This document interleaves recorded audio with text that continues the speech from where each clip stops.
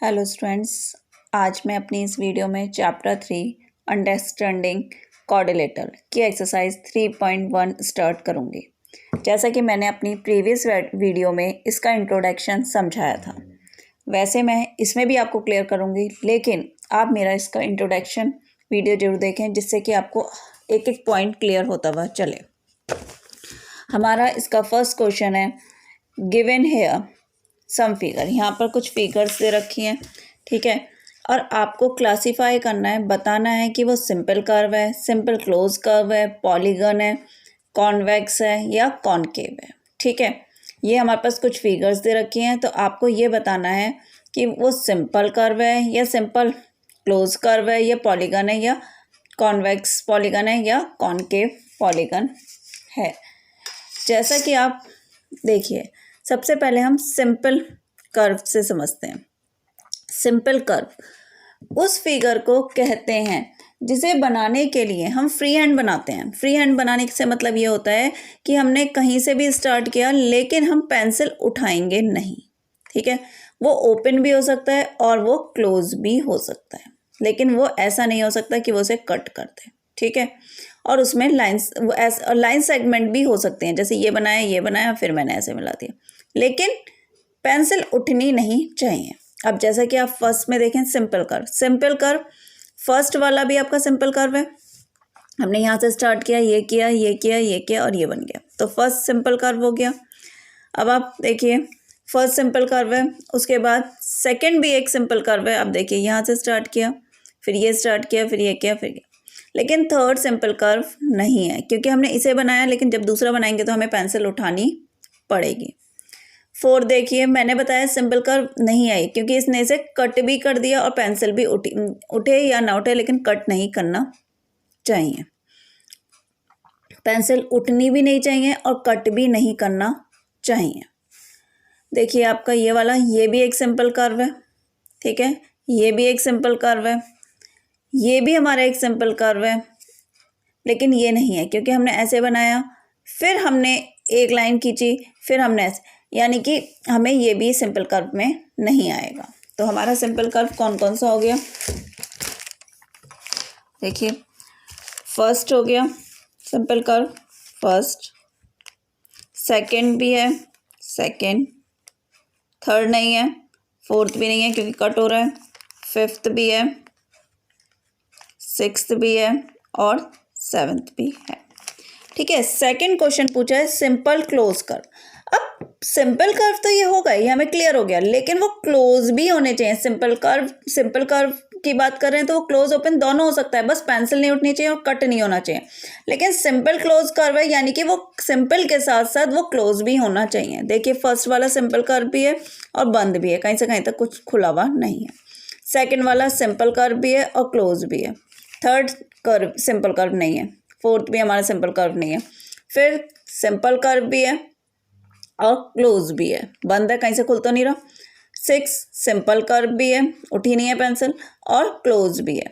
Seventh simple curve भी है और क्लोज भी है, लेकिन एट्थ नहीं है। तो मेरे सारे वही हैं, 1 2 5 6 7।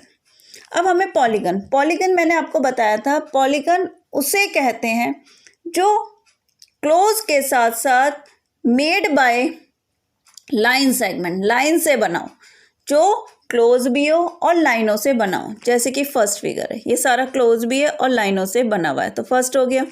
ठीक है जी,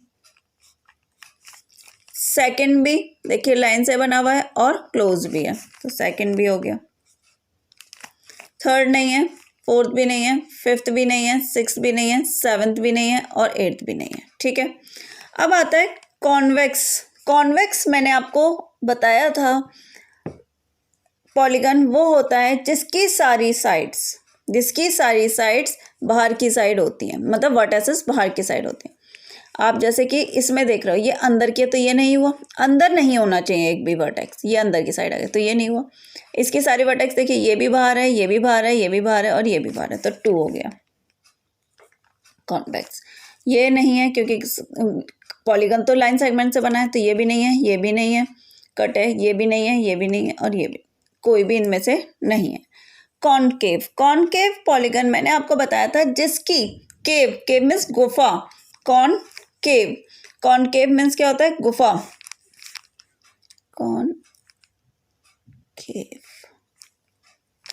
ठीक है, जो कॉन्वेक्स और दूसरा है कॉनकेव, एक गलत हो गया, सी आएगा, CAV, ठीक है, बाय मिस्टेक लिख दिया है। कॉनकेव, कॉनकेव यानी कि गुफा, जो ऐसा हो जिसकी एक वर्टेक्स अंदर की हो, केव मीन्स होता है गुफा, गुफा अंदर की साइड होती है ना, तो अंदर की साइड मुड़ा हुआ है, तो ये अंदर की साइड है, तो ये कॉनकेव पॉलीगन हो गया, लाइन से भी बना हुआ है और अंदर की साइड एक वर्टेक्स है, तो 1 हो गया। 2 इसके सारे वर्टेक्स बाहर हैं, तो ये कॉन्वेक्स हो गया, ये इनमें से कोई भी नहीं है, ठीक है। कॉनकेव उसे कहते हैं जिसकी एक वर्टेक्स अंदर की साइड हो, और कॉन्वेक्स उसे कहते हैं जिसकी साइड बाहर की साइड निकली हो, ठीक है। ये हमारा फर्स्ट क्वेश्चन कंप्लीट होता है। क्वेश्चन सेकंड क्या है, how many diagonals does each of the following है।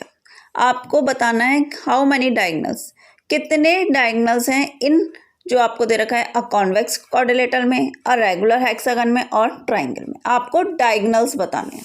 देखिए मैंने कि जैसे कि फर्स्ट बना रखा है कॉन्वेक्स क्वाड्रिलेटरल, क्वाड्रिलेटरल उसे कहते हैं जिसमें 4 साइड्स होती हैं, कॉन्वेक्स यानी कि जिसकी सारी साइड्स, जिसके सारे वर्टेक्सेस, साइड्स नहीं वर्टेसेस मीन्स कोने कहाँ होने चाहिए, बाहर की साइड। आपने मैंने ये चारों कोने बाहर, तो मैंने एक क्वाड्रिलेटरल बना लिया।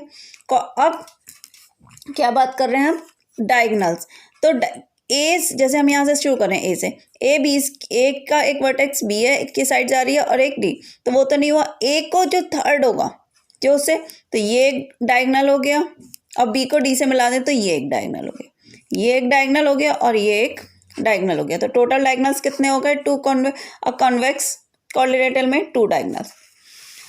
रेगुलर हेक्सागन, रेगुलर मीन्स होता है जिसकी सारी साइड्स इक्वल हो, सारी साइड्स इक्वल हो, हेक्सागन यानी कि 6 साइड्स हो। अब इसमें पूछा है डायगोनल्स कितने होंगे। अब मैं क्या करूं, पहले ए से मिलाऊं, ए से डी मिलाया, एक डायगोनल एक का ये हो गया, ए को सी से भी मिला सकते हैं, एक डायगोनल ये हो गया, और ए को ई से भी मिला सकते हैं, तो इस कितने डायगोनल्स हो गए, 3 तो ये हो गए। अब हम बी से चलें, बी को हम किससे ज्वाइन कर सकते हैं, एफ से ज्वाइन कर सकते हैं, एक डायगोनल, बी को डी से भी ज्वाइन कर सकते हैं, 2 डायगोनल, और बी को ई से भी ज्वाइन कर सकते हैं, 3 डायगोनल, कितने डायगोनल हो गए, 3, ठीक है। अब हम सी से चलें, सी को ए से तो ज्वाइन किया हुआ है, सी को हम किससे ज्वाइन कर सकते हैं, ई से ज्वाइन कर सकते हैं,